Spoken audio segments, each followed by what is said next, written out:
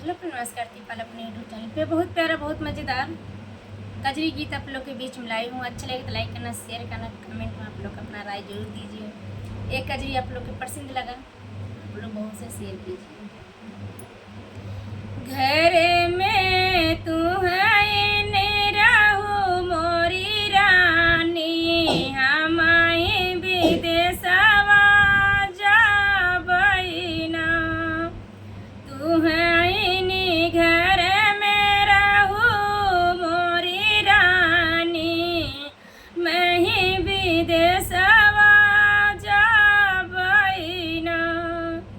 जाऊ तू विदेशवा जाबा मोरे राजाऊ, जाऊ तू विदेशवा जाबा मोरे राजाऊ।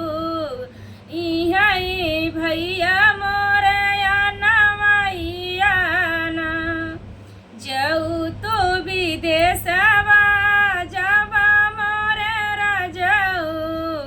यही भैया मोरे भैया मोरे या नवैया ना। जाऊ तू रनिया भैया संग जाबो, जाऊ तू ही रानी भैया संग जाबो। जेतनी लागल मोर रुपैया ना दई के जाऊ तू रानिया भैया संग जाबू, तू रानिया भैया संग जाबू। जेतनी लागल मोर रुपैया तना दई के जाऊ ना।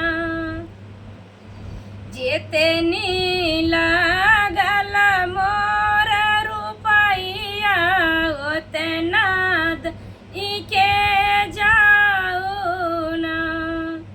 जैसे रहे राजा भैया के घरवा, जैसे रहे राजा भैया के घरवा, ओइसे कई के जायाना। जैसे रहे राजा भैया के घरवा, ओइसे कई के जायाना। हम तू है घर में रहू मोरी रानिया, हम ही विदेशवा जाबई ना। तू है